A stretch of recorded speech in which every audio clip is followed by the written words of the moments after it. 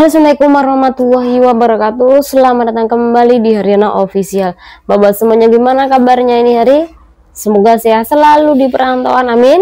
Semoga bapak semuanya terhindar dari mara bahaya. Semoga dipermudah segala urusan ya sama Mbak. Amin ya robbal alamin. Tak doakan dari tanah air. Semoga sampai semuanya sehat selalu di perantauan. Semoga sampai semuanya dipermudah segala urusan ya sama Mbak. Amin ya robbal alamin. Semoga yang ini hari berpuasa, amal ibadah sampean semoga diterima oleh Allah SWT. Amin ya robbal alamin. Nah, Mbak semuanya, kali ini kita bakal membahas kasus salah satu temennya kita curhatan, dan iki banyak banget manfaat yang bisa diambil dari kejadian ini. Jadi silakan disimak hanya di channel ini. Kasus yang pertama iki adalah kasus curhatan, Mbak. Jadi ini hari ada salah satu teman sampean iki yang memiliki masalah di tempat majikan, Mak. Jadi iki ceritane yang curhat namanya Mbak Ayu ya. Mbak Ayu iki curhat ning grup kalau semalam dia iki jam 11-an malam, mungkin setelah dia selesai kerja atau mungkin dia iki mau bobok, tiba-tiba Mbak E iki atau Mbak Ayu iki dipanggil sama singsang atau majikan laki-laki. Ayo, kolelah. Sama itu ya. Jadi karena ada panggilan dari singsang, Mbak Ayu iki bergegas mencari singsang tersebut. Nah, setelah sampai di tempat singsang tadi, Mbak Ayu iki langsung diberondong oleh pertanyaan sama si singsang ini. Salah satu pertanyaannya lah bahwa si majikan ini kehilangan uang 100-an dan 50-an yang ia taruh di lemari, tapi di bagian laci, Mbak. Tidak disebutkan berapa jumlah dari uang 100-an itu dan uang 50.000 dolar Hongkong. Jadi intinya yang hilang itu 100-an sama 50 dolar Hongkong. Nah, mengetahui perkara ini secara otomatis Mbak Ayu langsung melakukan pembelaan kalau dia tidak pernah mengambil uang di dalam lemari, yang tepatnya ditaruh di laci. Oh my tahu ya. Padahal majikan ini tahu kalau lemari lacinya aku jelas-jelas dikunci. Bagaimana si Mbak Ayu ini bisa mengambil uang tersebut kalau setiap hari keadaan laci itu dikunci? Nah, ini kan namanya tuduhan yang tidak terbukti. Kemudian tuduhan ini kan nggak masuk akal. Uang lacinya dikunci, kok dia menuduh PRT-nya? Siapa tahu istrinya sendiri yang mengambil, atau bisa jadi anaknya yang mengambil, atau bisa jadi singsang sendiri yang mengambil. Lawang kuncinya saja dia yang pegang, kok nuduh si Mbak Ayu ini. Tidak sampai di situ kan kawan. Ternyata selain majikannya cowok iki yang menuduh, majikan cewek atau dadenya iki juga menuduh kan kawan. Lehamai tahu ye jin hai lesi fonga.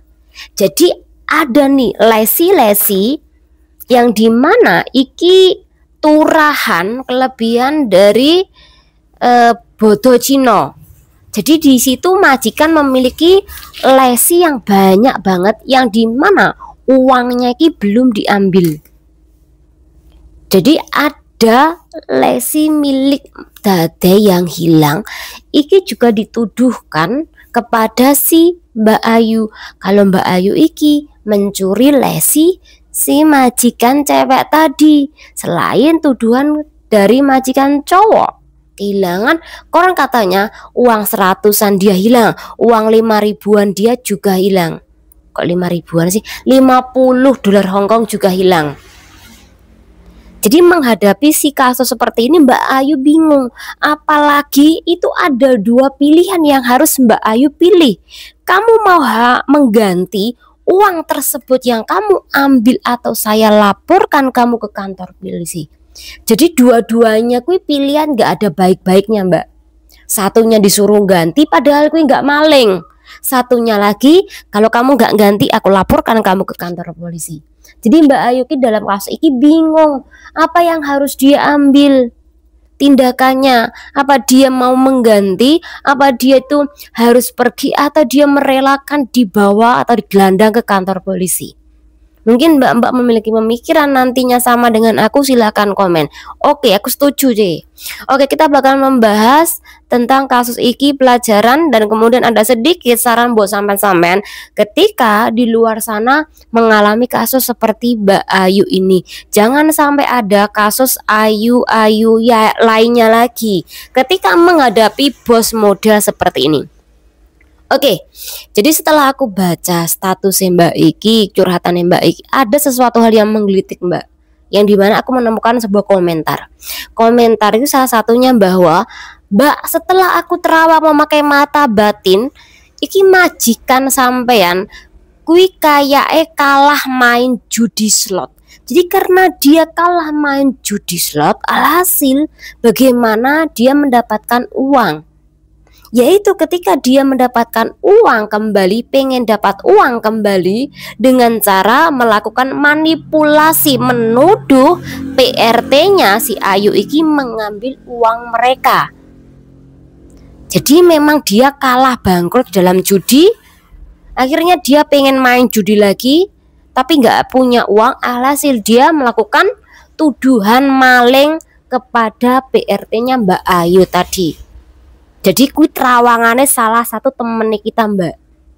Iki masuk akal juga.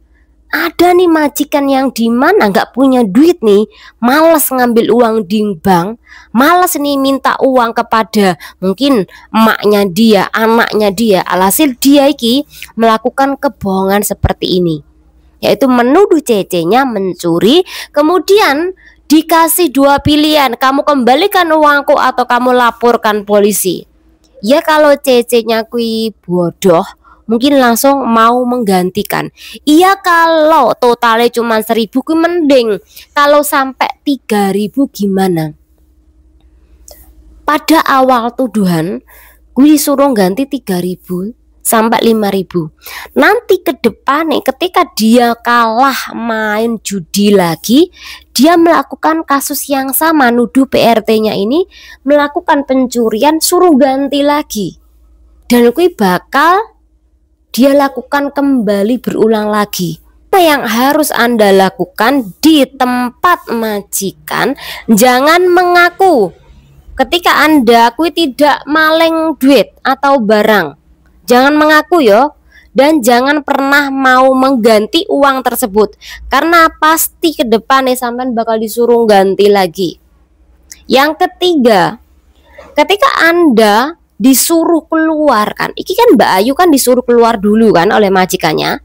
Jadi setelah Mbak Ayu ku dituduh oleh majikannya, jam 11 lebih malam Mbak Ayu ku disuruh keluar Mbak, menunggu di bawah rumah, nggak tahu apa yang dilakukan oleh majikannya.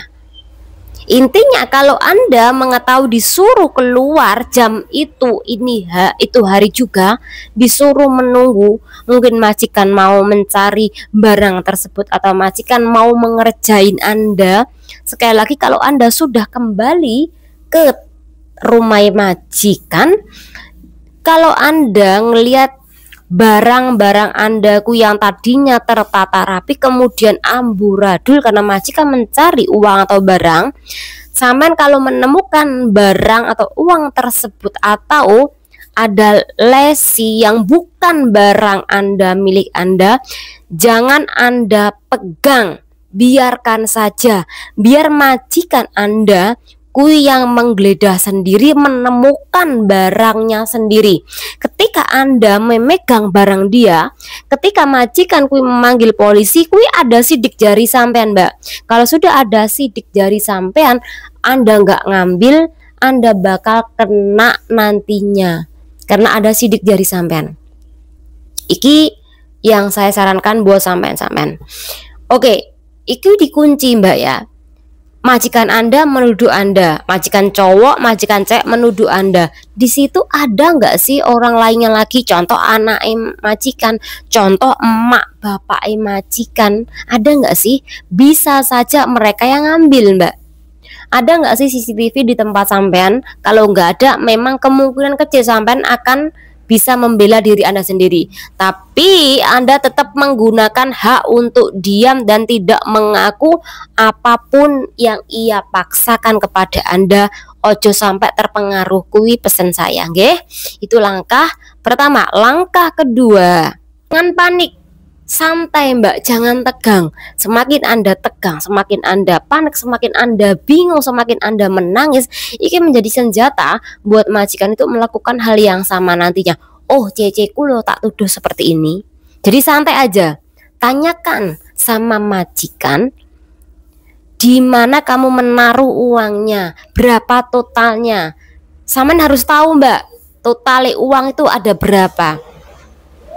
Jadi ada nih majikan yang mengada-ngada, oh sekitar inilah, oh nggak sampai inilah, aku nggak tahu berapa totalnya. Nanti kalau sampai sudah tahu mendapat jawaban itu, kalau bosku langsung memanggil polisi, nanti pasti polisi melakukan investigasi sama majikan sampean. Ditekoni, kamu naruh uang itu berapa jumlahnya? Majikan ngomong, oh sekian loh, 10.000 loh, 5.000 loh. Tanyakan, kalau sampean sudah mendengar nih majikan sampean totale seperti ini, nanti sampean bilang sama si polisi. Tapi kalau aku tanya, dia nggak tahu totale loh. Jadi setelah nanti polisi datang di tempat majikan, kemudian Anda tidak mengaku, dan sekali lagi jangan mengaku jika Anda benar-benar tidak melakukan pencurian. Setelah Anda tidak mengaku, pasti Anda itu bakal dibawa ke kantor polisi untuk dilakukan investigasi, ditanyain. Nah, Saman tadi sudah mendengarkan kalau majikan Anda bilang kepada polisi totalnya 5.000 kalau nggak 10.000. Nah, di kantor polisi itulah sampean bilang, Mbak, kalau aku tanya totalnya ada berapa, dia tidak mengaku. Bahkan dia tidak tahu totalnya ada berapa. Tapi dengan Anda, dia ngaku, orang katanya 5.000 ada 10.000-an. Nah, ini poin kemenangan yang sampean dapatkan. Setelah sampean kui di kantor polisi ngomong, sekali lagi sampean kui nanti tidak mengaku, tetap berkata tidak tahu, tidak mencuri, nanti sampean langsung minta bantuan ke organisasi, Mbak. Langkah yang terakhir tak sarankan di dalam kasus tuduhan ini.